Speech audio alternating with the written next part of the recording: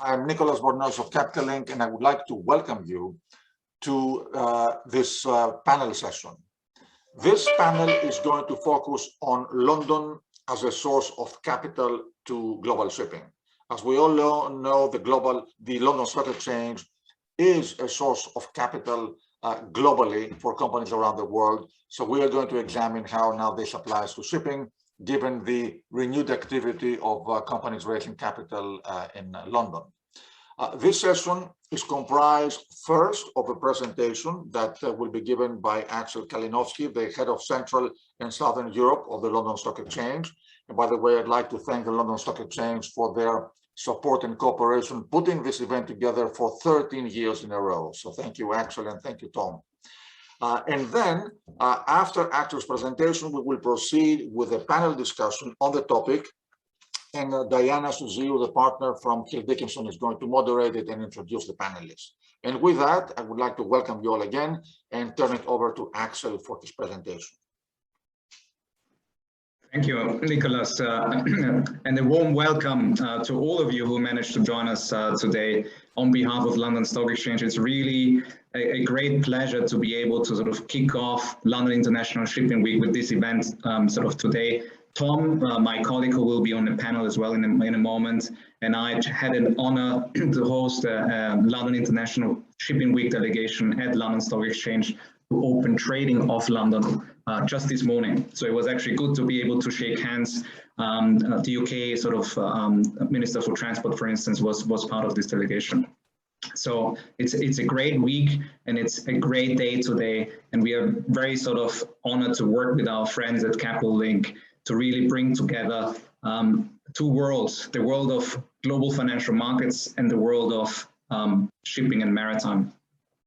So it's also from a personal sort of experience, it's interesting to see, as Nicholas outlined, we've been doing this now for 13 years, so it's interesting, exciting to see the transition of the event itself from a physical event hosted at the London Stock Exchange, growing all the way to now being an international, fully digital event, given the times that we're in. Still, we hope that maybe next year we'll be able to shake hands and meet also face to face. The sector itself, shipping and maritime, is of course very close to the London Stock Exchange. Firstly, because it's at the heart of the origin story of the London Stock Exchange. So 300 years ago, the first companies to raise money were shipping companies. But also secondly, I think we both financial markets like London markets and the maritime and shipping industry at very unique points in time. I think both, for instance, shared a great year this year. When we look at the Clarksey index, it's at the highest level it's been since 2008. The first half of 2021 has been the strongest year in the last 13 years. And the same is actually true for London capital markets. So for us, 2020 was a record year in terms of amount of equity raised on our markets. It's the strongest year in 7 years. And also the first half of this year, I'm delighted to say, has been incredibly strong, the strongest year for us in the last 7 years. 76 IPOs year to date. I mean, the summer has been very busy, for instance, 25 IPOs just in July, just to give you a number. So both sectors and places are doing extremely well. And I think the other commonality that we share is that, you know, both sort of worlds are worlds of new opportunities, really. For instance, from our point of view, UK capital markets are undergoing an upgrade. So there is a process going on right now which will make it even easier for companies to list in the future, whether it's around free float requirements, i.e. as a ship owner or management team, you need to sell less of the company to actually come to the market, or another, for instance, important factor, being able to retain greater voting power and more say in terms of how you run the business. So there will be increased flexibility across those elements and as well as many other elements. So there are important changes taking place, which I think make UK capital markets even more attractive in the future. And of course, there are the big themes of innovation and sustainability, which are at the core of our hearts at London Stock Exchange, but also transcend both financial and maritime sort of industries.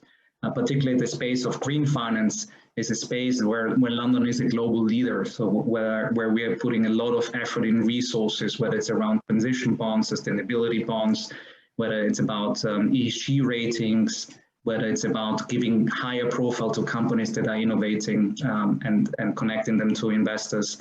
So these are things that are very, very close to our hearts. And I see a lot of opportunity for us shaping the future together. So as such, please consider myself, Tom, and our team here at London Stock Exchange always to be sort of at your service and available to explore opportunities that exist. So with that being said, allow me to just very briefly share with you a short presentation. I hope the sharing will work. And just to highlight some points in terms of what's been happening from a capital markets perspective.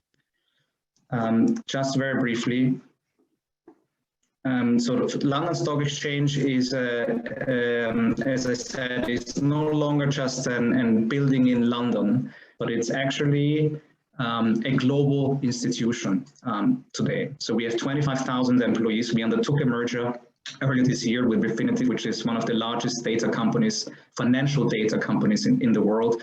And you can see we're now a truly international institution. We're in 70 countries in the world. Actually, half of our sort of employees are based in Asia, for instance, and 30% in the UK and the US. So it's a truly global financial infrastructure business, just to give you a little bit of background.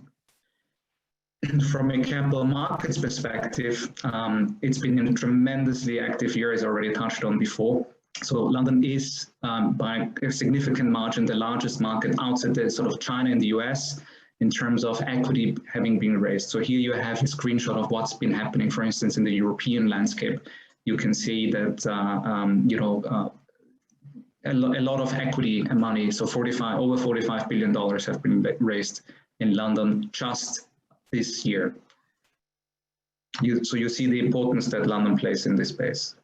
Also wanted to give you a quick snapshot of what actually the London Stock Exchange looks like. So we have close to 2,000 companies listed on our markets currently. And what's interesting to note is that it's not just a market for big companies. So when you look at the bar chart at the bottom left, you can see the distribution based on sort of company size.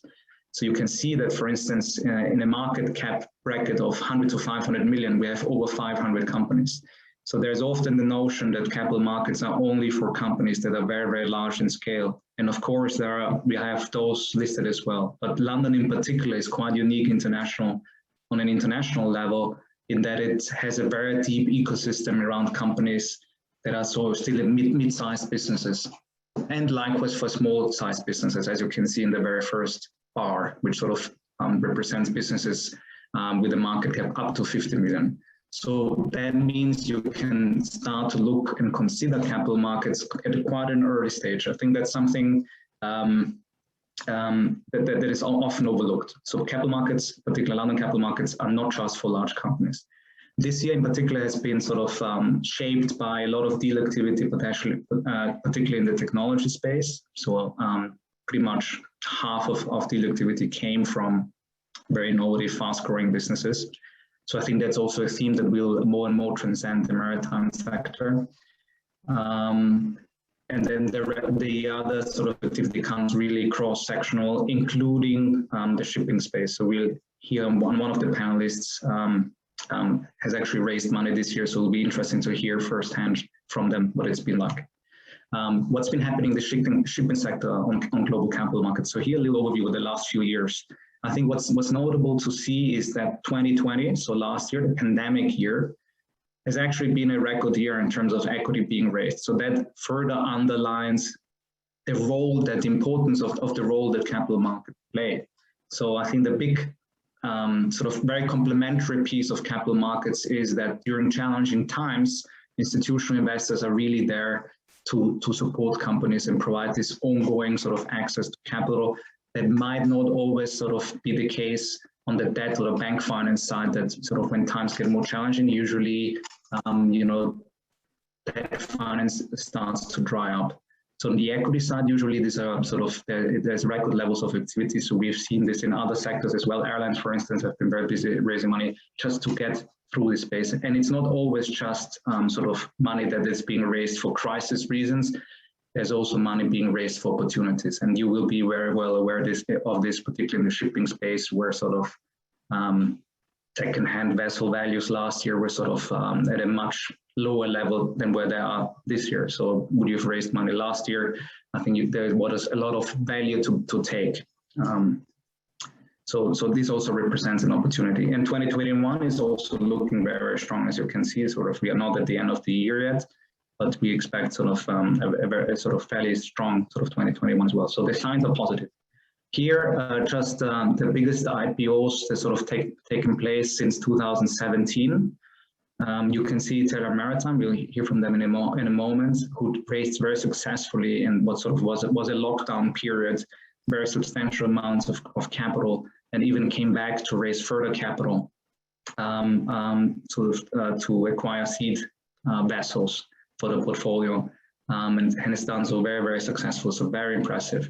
But you can see also that generally activity is quite international. So you can see activity in Australia, in China, etc. What's interesting to see is you'll see none of the top 10 deals since 2017 actually were raised in the US. So that's quite an interesting point to note.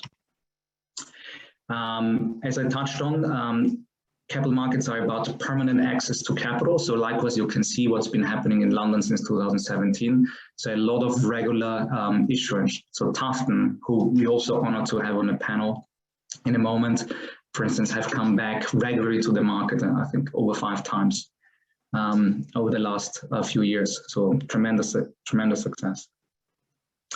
And yeah, just to you will be aware of this, London shipping sort of ecosystem goes beyond capital markets and finance.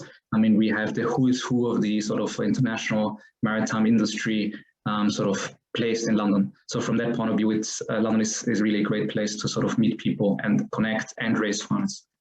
So here just an overview of some of the companies that are listed on our markets. So various market segments. So we expect more activity to come in this space as well. And yeah, with that, we'll hear from Taylor Maritime in a moment. You can see the share price has performed very, very well, and they just listed in May, just a few months ago. So the share price is up, I think 35%, something like that. And also Tufton, which has been sort of a repeat issuer, raising 5 times money since IPO, on top of the IPO. So with that in mind, please don't hesitate to get in touch, share some contact details, and yeah, I hand over to our panel. Thank you very much. Axel, thank you very, very much for this great introductory presentation.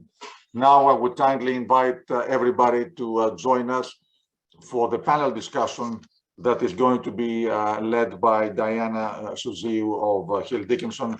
So I'd like to thank again the London Stock Exchange, Hill Dickinson, Paolo, Ed, and Nick for their support and participation. So I turn it over to Diana. Good morning, ladies and gentlemen. I am Diana Syziu and a partner in the London International Corporate and Commercial team of Hill Dickinson. Although traditionally a maritime law firm, Hill Dickinson corporate team is unique in its position in bringing the traditional marine, the corporate marine, and also the capital markets under one roof. Our teams were visionary 5 years ago when we watched the market trends carefully, and we spotted the opportunities of the international shipping companies going global in their financing and the capital markets, and therefore the in-house capability was inevitable and the obvious expansion. And we are now very proud to say that we are one of the very few international law firms with global capabilities in all the 3 sectors: marine, corporate marine, and capital markets, across all of the main shipping hubs, and that would be London, Athens, Singapore, and Hong Kong.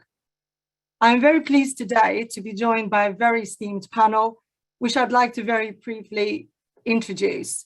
We are joined by Mr. Nick Stone, who's the Financial Director of Braemar Shipping Services PLC, a leading international shipbroker and provider of expert advice in shipping investment, chartering, risk management, and logistics services, and has been listed on the London Stock Exchange for over 24 years. Braemar is a veteran successful in the LSE and riding through 2008 financial crisis and the global pandemic. 12 years on, showing resilience and success go hand in hand. We're also joined by Mr. Tom Attenborough, the Head of International Business Development, Primary Markets at the London Stock Exchange, as the London's flagship venue for equity, debt, and traded products, offering businesses access to Europe's most liquid pool of capital. And it includes AIM, which is the world's leading market for small and growing companies. LSE has proven to be standing by companies in robust policies and support through difficult times and the good times, and the UK investors alike, by bridging the relationship between the two in an international vibrant market, which instills confidence and security for each investor. In his role, Tom advises UK international companies and their owners on the process of going public and life as a listed company on the London markets. We're also joined by Mr. Edward Butlery, CEO of Taylor Maritime Investments, which, albeit a newly established internally managed investment company on the premium segment and traded on the main market of the LSE, it has the benefit of a highly experienced management team, which includes the founders of the dry bulk carrier International Heavyweight, Pacific Basin Shipping, a company listed in the Hong Kong Stock Exchange, and gas shipping company BW Epic Kosan, formerly known as Epic Shipping, listed in Oslo. However, with the two shipping hubs under his team, the addition of London listing increased Taylor Maritime's global profile substantially, leading to a successful oversubscribed placing in July 2021, raising an astonishing $75 million. And finally, we're also joined by Mr. Paulo Almeida, who is the Chief Investment Officer of Tufton Investment Management, which is the investment manager of Tufton Oceanic Assets Limited, a fund that invests in a diverse portfolio of second-hand commercial seagoing vessels with the aim of delivering strong cash flow and capital gains to its investors. Thankful to its successful management team, Tufton Oceanic Assets have raised a total of gross $277 million, very impressive, through its initial public offering on the special fund segment on the LSE, followed by a remarkable subsequent placing and offers in 2018 and 2019, and two tap issues in 2021. In addition, Tufton manages an additional $1 billion in shipping investments for its private funds. Ladies and gentlemen, London has seen a boom in listings and a rise in the number of companies looking to list or dual list in the main segment, standard market, and the alternative investment market, both under the umbrella of the LSE. The tendency and perception in the marine market is to approach Norway or the US stock exchanges, whereas our current panelists today will show you differently, that there is a third alternative, and that the third alternative is London. London has an established prime reputation in brokerage, finance, insurance, and management. However, when the question arises on listing, there is always often a lack of knowledge or even understanding on accessibility of the UK market, the LSE and the UK investors in shipping and the transportation sector. And the panelists here today will address some of these issues and skepticism through their insight and expertise in the sector firsthand. I'd like to offer a few questions to our panelists today for the benefit of the audience and for everyone alike attending this wonderful event today. Starting off perhaps with Mr. Edward, I'd like to ask the panelists today as to what it is their experience in listing in the London Stock Exchange. What was the incentive or the attraction to the London market for your company? Thanks. I'll kick off. Morning, everyone. Thanks for having me, Capital Link. So obviously, with a huge amount of listings in New York, we were looking for an exchange which fitted in with our corporate profile. And when it came to corporate governance, we felt the London Stock Exchange presented some of the highest levels of corporate governance that we could find. And that being very important and increasingly important in shipping businesses looking at listing, we felt that the London Stock Exchange premium segment was the best place for us to be. It also, had a lack of shipping IPOs other than Tufton in the last decade or so, even further back, and that allowed us to talk to what is a very sophisticated, high-quality investor base, to talk to them about shipping without them having the same sort of experiences that some of the New York investors have had. So it was almost a sort of a clean slate type discussion we had with a lot of the investors. which helped us get our story across. And then thirdly, of course, ESG is a huge part of what we have always been doing at Taylor Maritime, and that's become very important, especially with London investors. So corporate governance, a lack of previous shipping flotations allowed us to tell our story the way we wanted it to be told, and ESG. Thank you, Edward. That is fantastic and very impressive. And I'd like to pass on the floor to Mr. Paulo Almeida, please, to give us his views on how Tufton feels with the listing and then the experience of listing in the London Stock Exchange. Yeah, thank you, Diana.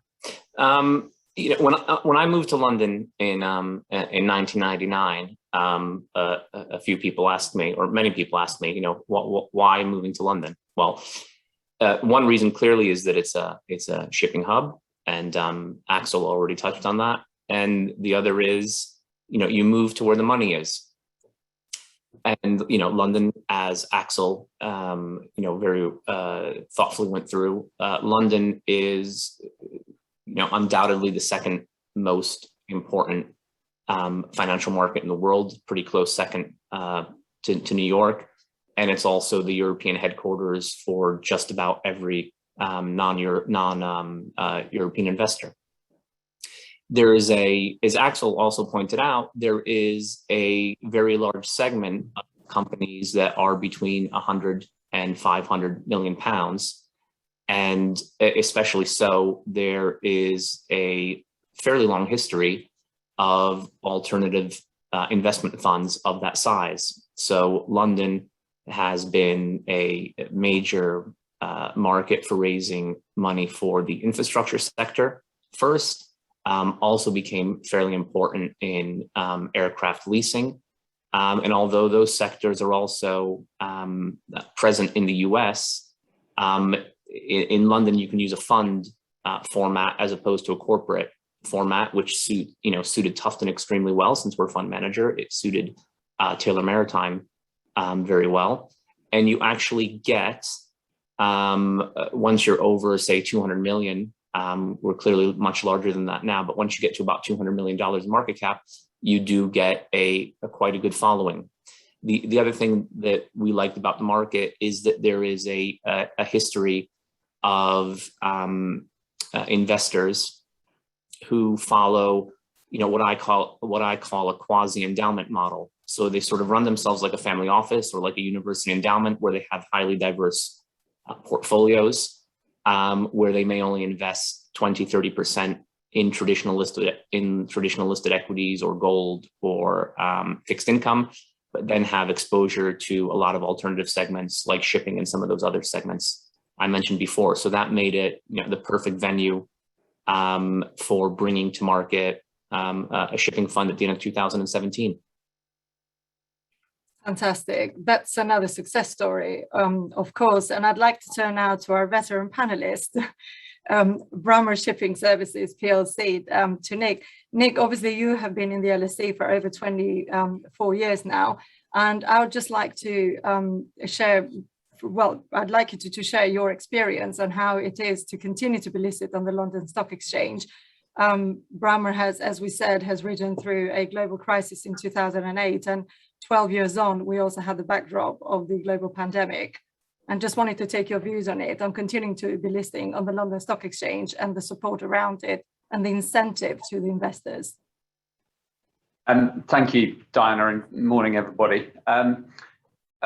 Certainly from Braemar's point of view, having been listed for a long time now, we haven't actually raised any capital in recent years. But what we've certainly found in the last 2 or 3 years is that the shipping industry is starting to be a focus of some of the smaller cap investors that we tend to attract, being at the sort of left-hand end of the chart that Axel put up. And a bit like Paolo was just alluding to now, these non-specialist investors are seeing the shipping market as a sector that they should be looking at more carefully than perhaps they would have done 10 years ago. And therefore, we've certainly seen a renewed interest in our business as we come through the pandemic and as we're looking to expand in future years.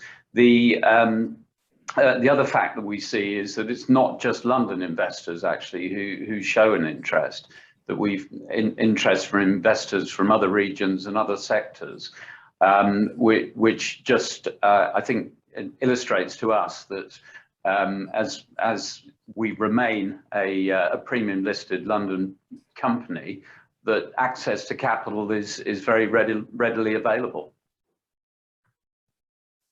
Thank you, Nick. And actually, I'd like to build up on that. Obviously, with 10 years on, with the onset of the global crisis, and of course, we all know that shipping goes through cycles. Would you say, from your perspective and your experience, wearing the very many hats, you know, as a broker and investor and being listed in the London Stock Exchange, that actually the shipping cycles have turned more into stable investments and therefore being more secure investment for our future investors now on the platform and in the future listings on the London Stock Exchange? What would be your view on that? So I think it's very hard to call the fact that there won't be cyclicality in the future. Certainly what we've focused in our business recently is to make sure across the various shipping subsectors that we work in, and whether that's tankers or sale and purchase or the dry bulk market, that we are diversified sufficiently that as those markets move quite often against each other, our business has some level of diversity to shelter investors from those movements. And certainly we see, you know, at the moment, and I'm sure other colleagues on the panel see the same thing, a view that the markets are in a strong position for the next few years. But you know, we mustn't underestimate the need for us to do what we can in our businesses to both communicate and keep our investors abreast of the various movements in the market. That's right, I agree with that. And actually, I'd like to ask Paolo's and Edward's views on that as to how they do address their own investors' queries when they do their own roadshows and they have those open discussions as to how do they address and reassure their investors that shipping is a safe investment for floating companies. Paolo, Ed, can I have your views on that, please? Well, I think it all comes down to structure of investments and investment strategy. And, you know, Ed will talk about this as well. We have a diverse portfolio across the three main segments of shipping. I think that's maybe one of the few areas where we are different from Taylor. You know, what we both offer is a fairly predictable dividend, which is something that traditionally, if you look at what the much smaller universe of shipping companies that were in the market up until sort of 2003, 2004, 2005, when we had IPO booms on the back of China growth, many shipping companies had diverse portfolios. They tended to have low leverage and they paid dividends. And therefore you had long-term value-driven large institutions like Fidelity, like Wellington, Capital in the US that were, you know, had large positions in most shipping companies, and some of those are investors of both Tufton Ship, as we call our fund, and Taylor. I think what we've seen is that the US market now has moved a bit towards seeing the advantages of low leverage and dividends. Almost all the US listed companies are talking about that. You know, but anyone on this panel remembers that a lot of them got into trouble by not doing those things in the 2000s.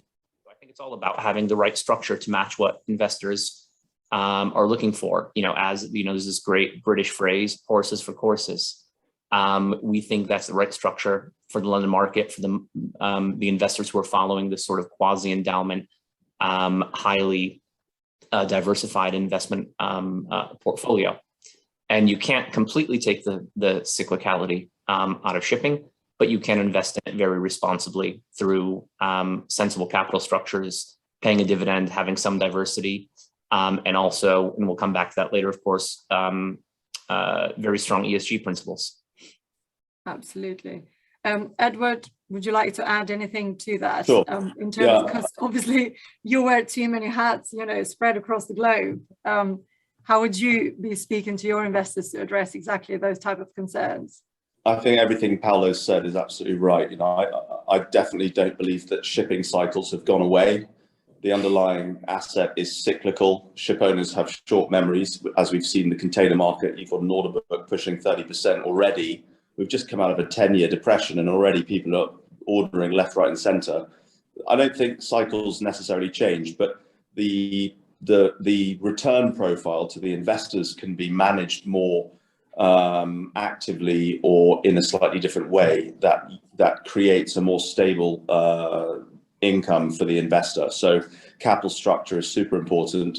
And in order to, as a manager, in order to create that stability, you need to make sure you're buying cheap assets and you need to make sure you're not over leveraged. And that's why London is a fantastic place to raise money, because you don't have investors who are used to huge amounts of leverage and are chasing 30-40% IRRs like you might see in the States. So having serious control over when you buy assets and having real control over how much leverage you put on those assets is what's going to take out the volatility for investors, or at least improve it relative to what we see historically. Shipping, especially if you're in the right segments and you're looking at necessity goods like Taylor Maritime, we carry predominantly food on our ships, or you might be carrying chemical products that have a very stable demand sort of profile. You're in a position where you can fix longer term contracts, and that gives you visibility of earnings and therefore dividend coverage and income coverage. And that's a really important part of what we do at Taylor and what Paolo's doing at Tufton. So a slightly different type of investor was super important. Pension funds, insurance companies, family offices, they're not necessarily pushing you to leverage up and aim for those 30-40% IRRs. They're very happy with your dividend policy if it's high single figures. And so if your timing's right, there's no reason why you shouldn't be able to ad infinitum pay those sorts of numbers on dividends. Obviously, we have a heavy focus on the handy-size segment at the moment. As I said, we focus on necessity goods where the demand is pretty stable. So what we tend to focus on is when we buy and what we buy and how much debt we have on them. And at the moment, we have a very, very low amount of debt and a very high level of dividend coverage. So that's it, my 2 cents. Thank you, Ed. It's quite clear that all of our 3 panelists are working really, really hard to make sure that their businesses are stable and they're aiming for the long-term return. So basically not going in for the short, aggressive type of return within their investment. And I think this is where probably, as you said, the UK market is more different rather than from the aggressive US market that want to do things quick.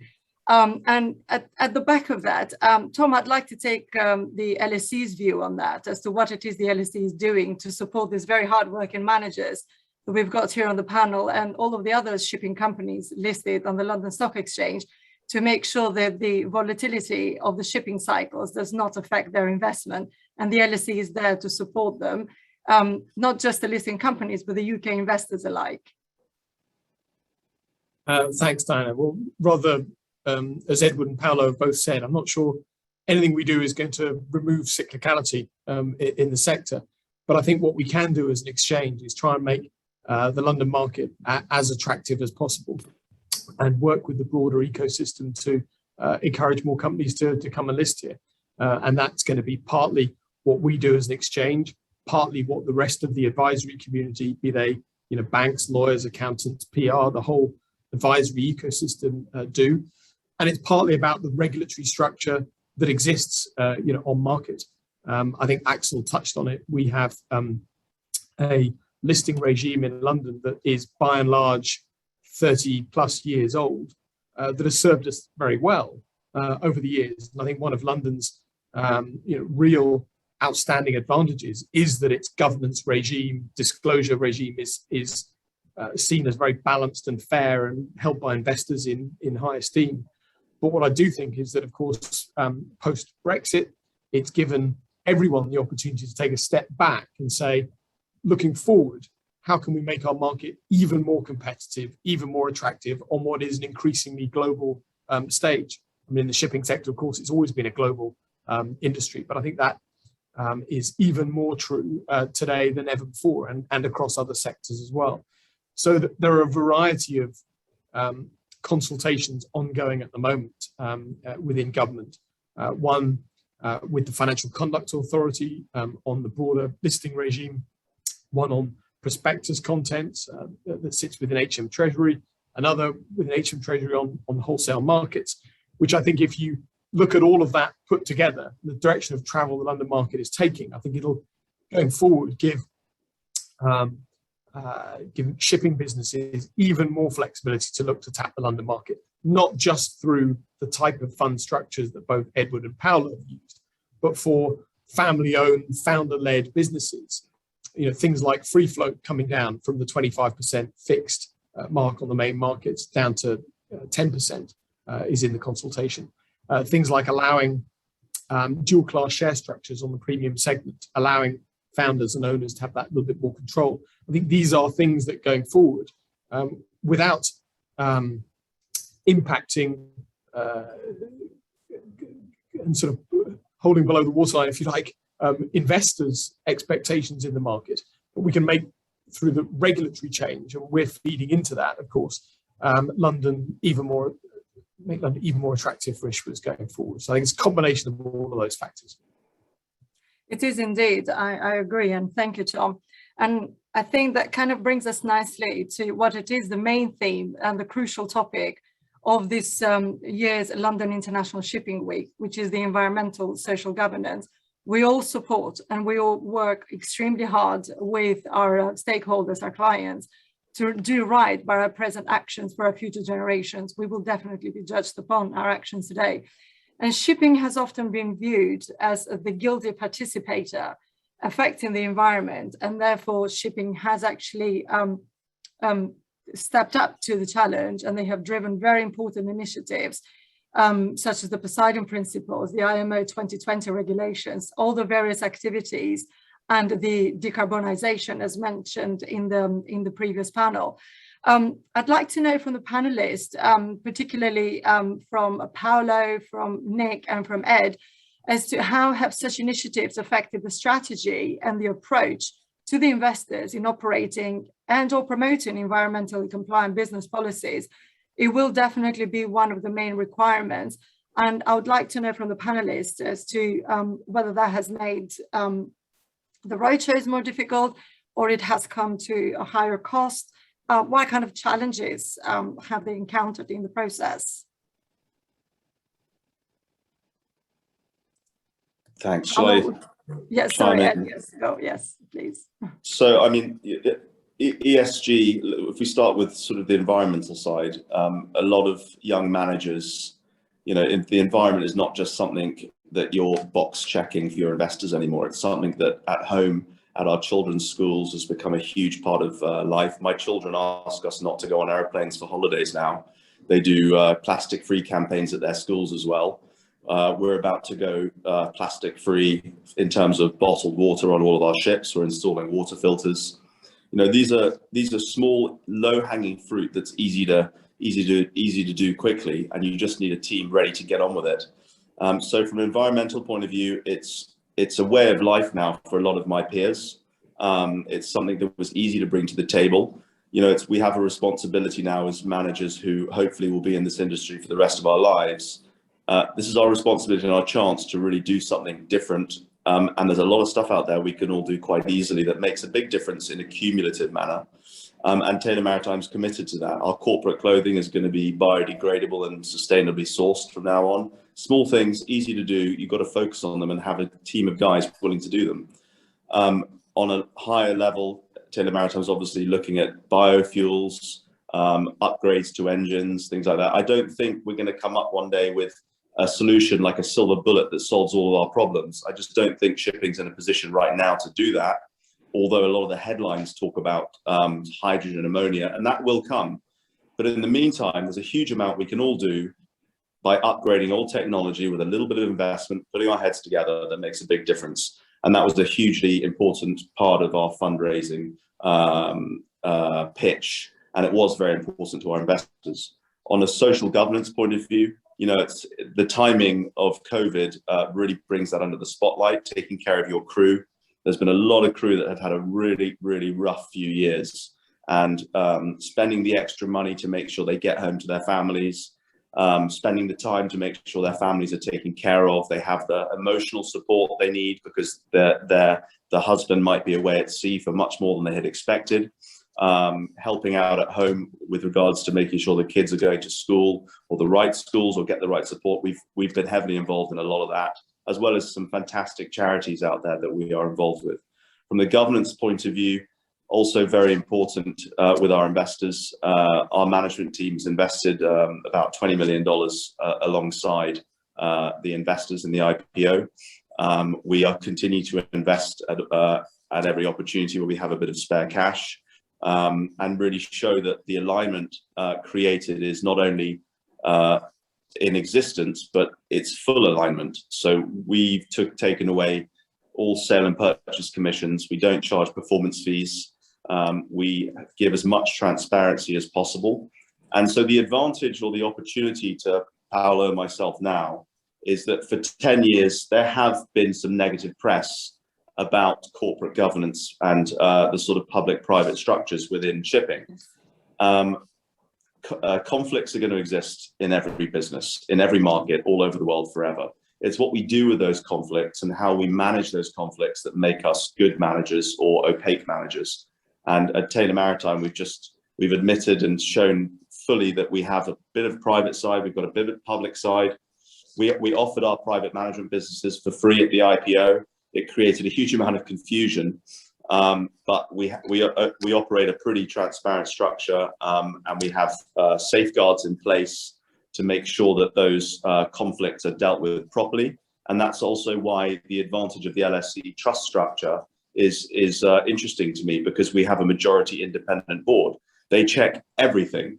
My chairman even asks me what type of lube oil we choose and where we source it. I mean, that's unusual for a chairman to do.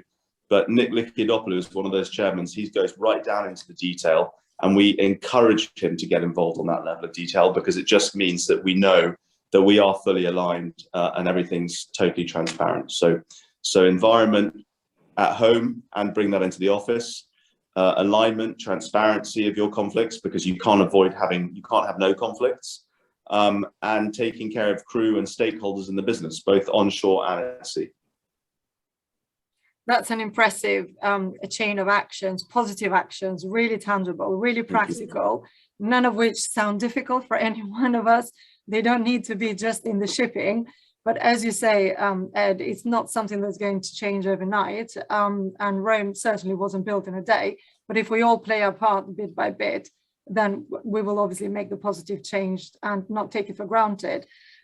Paolo, did you find the same type of experience through your roadshows and questions raised by the investors, really? Well, clearly, ESG, as we've all talked about, is very important. But at Tufton, we come at it from a slightly different angle in that we did not adopt ESG policies in order to be able to list on the London Stock Exchange.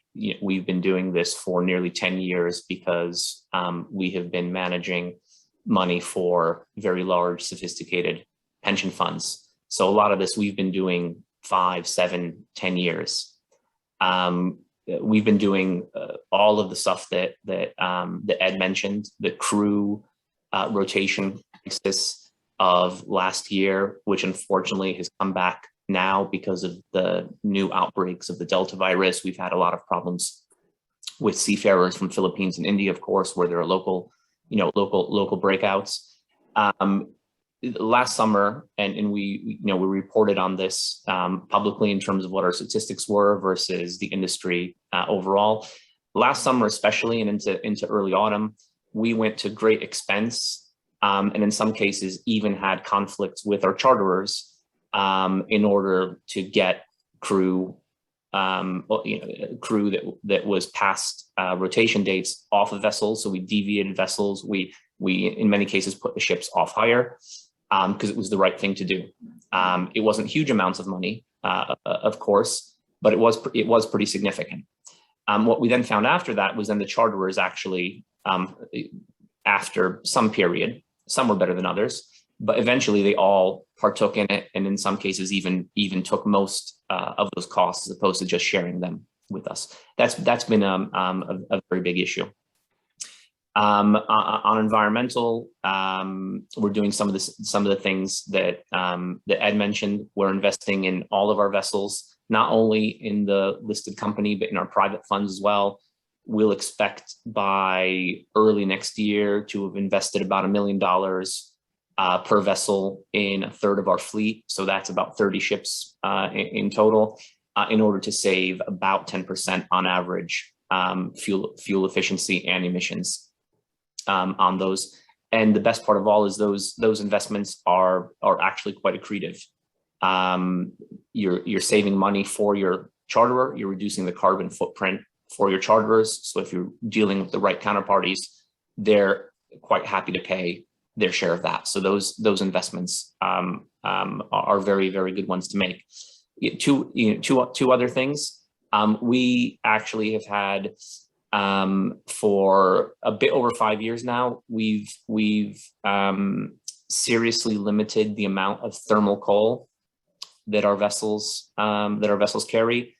We have some charter parties on bulkers where coal is actually prohibited. And in many other cases, what we just do is we focus on charterers who are less likely to carry coal. So our vessels overall carry less than 5%, the bulkers that is. Clearly for the fleet overall, it's much less. Our bulkers tend to carry less than 5% thermal coal. In some quarters, it's zero. And the other thing that we're doing now, and we'll at some point do it in the listed fund, and we're starting to do it in our private funds, is to start investing in ships today that are truly zero carbon capable. So vessels that are dual fuel in the short term, and that over time, whether it's 5 years, 10 years, 15 years, but certainly long before 2050, we'll be running a very significant part of our fleet on zero carbon fuels. And we've been doing some biofuel testing already. And ESG is only going to get even more and more important for investors. I think what the IMO has done so far, that's not the focus of this discussion, is very good in that it's trying to regulate overall. But I think we'll all agree as well that the IMO has to get much more ambitious in its targets. I think we'll probably see some of that before the end of the year. And Tufton is committed to being far ahead of what we think the future IMO targets are. Thank you, Paolo. It's actually not that we ever had any doubts about this, but just to address any pragmatism or skepticism really towards ship operators, ship owners, or ship managers as a whole. It is actually quite heartwarming to listen to practical examples of what Tufton and Taylor Maritime Investments, for example, are doing to really address the ESG issue and all the initiative across the shipping industry and the transportation industry as a whole. I'm very aware of the fact that we've only got a couple of minutes left, and I just wanted to touch one last question with Tom, please, if possible. Dual listing companies in the London Stock Exchange, it's an amazing statistic. 500 companies out of 2,000 listed companies at any given time in the London Stock Exchange are listed elsewhere. So clearly they want to tap into the London capital as well as to the other main, finance hubs. Could you tell us a little bit more about that? Because that could be seen as an alternative of how to tap into the London market. And what does the London Stock Exchange do to promote that, particularly in the context of shipping companies? Thanks, Diana. Yes, look, very briefly, London has always been a very international market. Nearly 40% of companies listed in London are non-UK businesses. So there's always been a very international feel for it. Nearly a quarter of all of our companies are dual listed. We try and make sure the connectivity between London and other markets works as smoothly as possible. So where companies do want to try and maximize access to investors in more than one geography, cross-border settlement works as efficiently as possible to make sure that it's a good experience for investors who want to trade across multiple markets. So even companies, for example, in mature substantial markets such as the US, Canada, Australia, have looked to put London listings in place to really try and broaden out their access into the European time zone investor base through London, and certainly happy to pick that up with anyone who is already listed elsewhere, who wants to add a London listing or consider adding a London listing and what it might bring to their business.